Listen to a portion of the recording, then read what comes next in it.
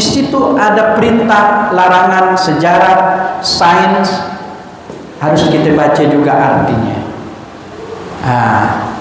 Contoh di dalam Al-Quran, Allah perintahkan kita jangan meminum khamar, jangan mabuk-mabukan. Sekarang orang alhamdulillah dah jarang dah mabuk-mabukan. Tapi Pak, yang mewabah sekarang bukan mabuk-mabukan Pak, tapi orang mabuk dengan narkoba. Narkoba.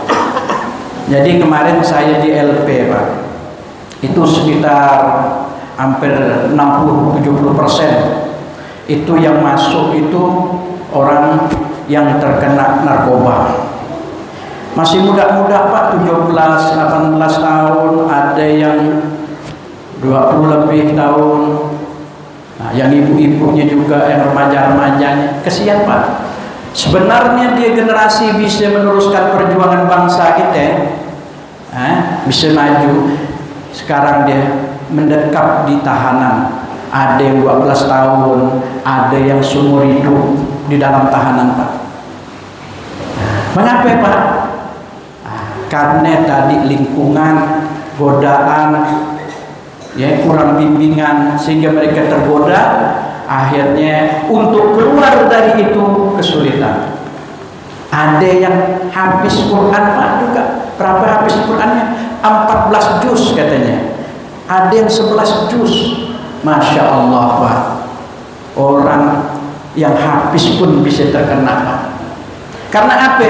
Karena kita belajar Al-Quran bukan hanya sekedar dibaca Pak, tapi dipahami, dipelajari apa maksud perintah Allah dalam Al-Quran tersebut. Inilah kita harus ngerti. Di dalam Al-Quran kan memang tidak ada narkoba. Ya betul Pak? Narkoba, tulisan narkoba memang tidak ada Pak. Zaman dulu belum ada narkoba. Tapi di situ ditafsirkan oleh para ulama itu maisir. Barang yang memabukkan, minuman keras yang menghilangkan akal pikiran. Inilah ditafsirkan ulama, dikaitkan dengan narkoba. Jadi pemerintah mengapa melarang? Karena merusak jiwa, merusak pikiran, merusak ekonomi. Akhirnya mereka menyesal Pak, menyesal. Orang tuanya dulu kaya jadi miskin, dia dulunya senang jadi miskin karena terjebak dengan narkoba. Hati-hati Pak, kita periksa anak-anak kita, jangan sampai dia terikut-ikut dengan ini penyakit. Bapak-bapak hadirin yang dimuliakan oleh Allah Subhanahu. Yang kedua, tadi dalil Quran, wa hafizul lisan.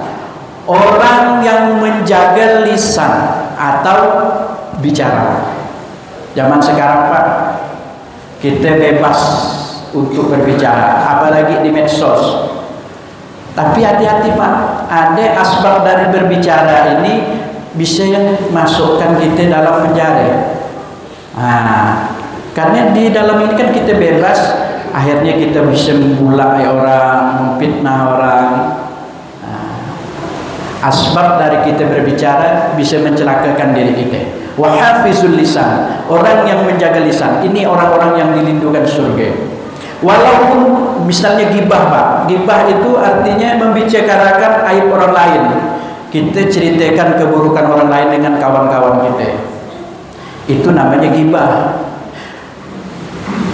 Kalau kita ceritakan itu tidak benar, itu namanya fitnah. Ada dua kali kita dosen. Al fitnatu asyaddu minal qatli. Fitnah itu lebih kejam daripada pembunuhan. Kalau kita gibah seperti makan bangkai, makan daging saudaranya kita sendiri, bangkai daging saudara kita sendiri, kita menggibah. Sebabnya kita kerjakan di bulan Ramadan ini. Kemudian yang keempat, orang yang berpuasa di bulan Ramadan. Ini orang-orang yang dirindukan surga. Jadi puasa ini fadilahnya adalah man shauma ramadhana imanan wa ihtisaban ghufira lahu ma taqaddama min dzambi. Barang siapa berpuasa di bulan Ramadan, maka dosa-dosanya yang telah lalu akan diampunkan oleh Allah Subhanahu wa taala. Bayangkan Pak, dosa kesalahan kita yang telah lalu itu diampunkan oleh Allah.